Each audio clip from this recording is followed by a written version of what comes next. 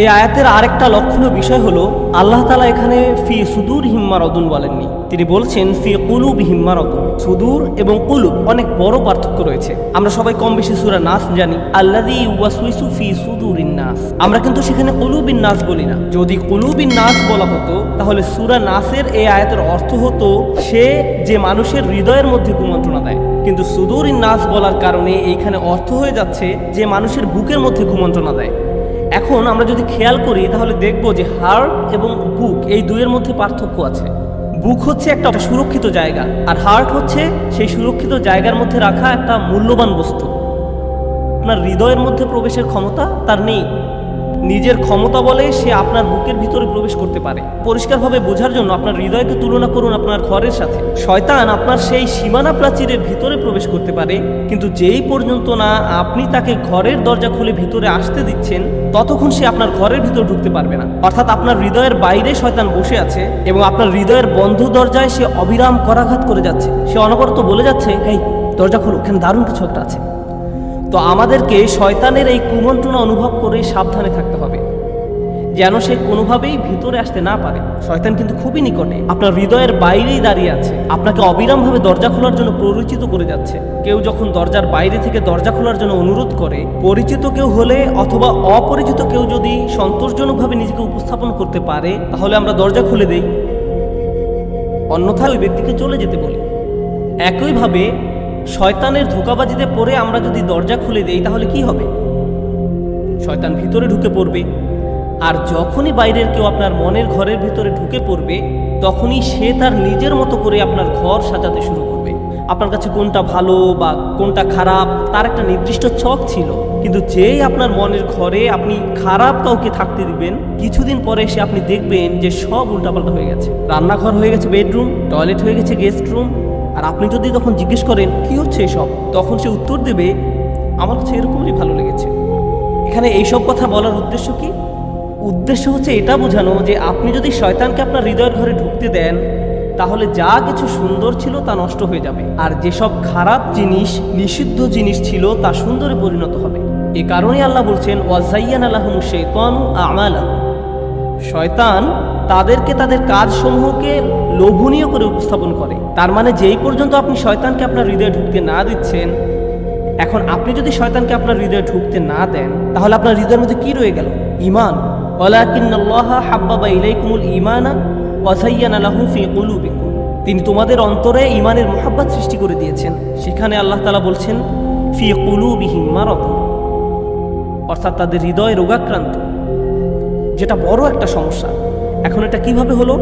আমাদের ঘরে অনাহত কেউ যদি ঢুকে পড়ে এবং আমরা যদি সেটা বুঝতে পারি তাহলে আমরা কি করি? সাথে সাথে তাকে বের করে দেই, তাই না? শয়তানের সাথেও আমরা অনেক সময় এটাই করি। না বুঝে আমরা প্রায়শই শয়তানকে আমাদের হৃদয়ের দরজা খুলে ভিতরে নিয়ে আসি, কিন্তু যখনই আমরা সেটা টের পাই সাথে সাথে আমরা বলি আউযু বিল্লাহি মিনাশ শাইতানির রাজিম, আল্লাহর কাছে আশ্রয় প্রার্থনা করি, শয়তানকে মন থেকে বের করে দেই।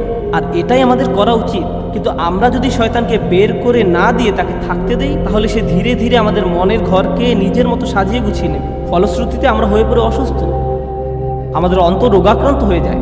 যদিও আল্লাহ সকল মানুষকে ক্ষমতা দিয়েছেন শয়তানকে প্রতিহত করার জন্য। আল্লাহ শয়তানকে বলেন ওয়াইদা খালাউ ইলা শায়াতিনিহিম, আমাদের অন্তর রোগাক্রান্ত হয়ে যায়। আল্লাহ বলেন ইন্না ইবাদি লাইসা লাকা আলাইহিম সুলতান, অর্থাৎ যারা আমার বান্দা তাদের উপর তোমার কোনো ক্ষমতা নেই। আল্লাহ শয়তানকে বলছেন। তার মানে শয়তান আপনার অন্তরে জোর করে ঢুকতেও পারবে না এবং জোর করে থাকতেও পারবে না। যখনই বলবেন বের হয়ে যাও, শয়তান বের হয়ে যেতে বাধ্য। এখন আপনি যদি তাকে আপনার অন্তরে ঢুকতে দেন এবং সেখানে থাকতে দেন, এর মানে এই না যে সে নিজের ক্ষমতা বলে সেখানে অবস্থান করছে। আল্লাহ শয়তানকে বিতাড়িত করার জন্য সব ধরনের অস্ত্র আপনাকে দিয়েছেন। আউযু বিল্লাহি মিনাশ শাইতানির রাজিম পড়ুন, ইস্তিগফার করুন, কিন্তু আপনি সেটা করছেন না। আর যখন আপনি শয়তানকে বের করতে চাচ্ছেন না তখন আল্লাহ তাআলা বলছেন ঠিক আছে তুমি তোমার মতোই থাকো। ফাযাদাহুমুল্লাহু মারাদা, আল্লাহ তাদের ব্যাধি আরো বাড়িয়ে দিয়েছেন। আপনি শয়তানের পথে চলতে চান, ঠিক আছে চলতে থাকুন। শয়তানের সব সাঙ্গপাঙ্গকে আপনার অন্তরে বাসা বাঁধতে দিন। ফলশ্রুতিতে তারা আপনার অন্তরকে এমনভাবে সাজাবে যে আপনি এমনকি রমজান মাসে যখন শয়তান বাঁধা অবস্থায় থাকে তখনও আপনি এমনভাবে চলবেন যেন মনে হবে শয়তানই আপনাকে চালাচ্ছে। মূলত শয়তান কিন্তু সেখানে নেই, কিন্তু সে এমনভাবে সব কিছু নিজের মতো করে সাজিয়ে রেখে গেছে যে আপনি নিজের অজান্তেই তার সেই দেখানো পথে চলছেন। শয়তানের কাজ আপনি নিজেই করছেন। আপনারা কি কখনো চিন্তা করেছেন যে আল্লাহ তাআলা কেন বলছেন যে মানুষ এবং জিনদের মধ্যেও শয়তান রয়েছে? শয়তান এক সময় জিন ছিল, সেটা আমরা সবাই জানি, কিন্তু শয়তান মানুষ কিভাবে হতে পারে? ব্যাপারটা এরকম যে যেসব মানুষ শয়তানকে নিজের অন্তরে ঢুকতে দেয় এবং সেখানে দীর্ঘ সময় ধরে বাসা বাঁধতে দেয়, তারাই শয়তান হয়ে যায়। সুবহানাল্লাহ। এইসব মুনাফিকুনদের সম্পর্কে আল্লাহ তাআলা বলেন যে তাদের অন্তর জটিল রোগে আক্রান্ত। তাদের এই রোগ শুধুমাত্র সন্দেহবাতিকগ্রস্ততাই তৈরি করে না, এই রোগ মানুষকে কাপুরুষে রূপান্তরিত করে। কোরআন নাজিলের সময় মুনাফিকদের যেরকম আচরণ ছিল, এই যুগের মুনাফিকদের ব্যবহার পুরোপুরি সেই রকম নয়, কিন্তু উভয় দলের মধ্যে কিছু সামঞ্জস্য রয়েছে। এই যুগেও 3 ধরনের মানুষ পাওয়া যাবে। এক ধরনের লোকেরা অত্যন্ত গভীরভাবে এটা মেনে নেয় যে আল্লাহ ছাড়া আর কোনো উপাস্য নেই এবং মুহাম্মদ সাল্লাল্লাহু আলাইহি সাল্লাম আল্লাহর রাসূল, এবং তারা মুসলিম হতে পেরে গর্ব অনুভব করে, নিজেদেরকে সম্মানিত মনে করে। আল্লাহ এবং তার রাসূলের নির্দেশ তাদের কাছে সব সময় যে কোনো কিছুর চেয়ে অনেক উপরে। তারা সব সময় মনে প্রাণে এটা বিশ্বাস করে যে আল্লাহর দ্বীন নিখুঁত। মানুষ হিসেবে আমরা ভুল করতে পারি, আমাদের সীমাবদ্ধতা থাকতে পারে, কিন্তু আল্লাহর দ্বীন সকল সমালোচনার ঊর্ধ্বে। এই ধ্যান ধারণার বিপরীত আরেক দল লোক আছে যারা ইসলাম এবং মুসলিমদের তীব্রভাবে ঘৃণা করে। আর এই 2 দলের মাঝখানে আরেক ধরনের কিছু মানুষ আছে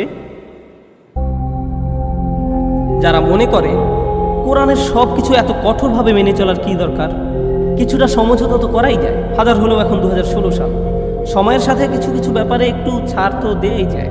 কোরআনের সব কিছু যদি এই যুগে হুবহু মেনে চলতে যাই, তাহলে তো ব্যাপারটা বেশি কঠোরতার দিকে চলে যায়। আমাদের 2 দিকেই ভারসাম্য রেখে চলা উচিত।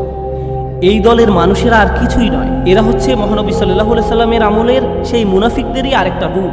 আমাদের দিন নাজিল হওয়ার সময় থেকেই ভারসাম্যপূর্ণ জীবন ব্যবস্থা, এটাকে নতুন করে ভারসাম্যপূর্ণ করার কিছু নেই।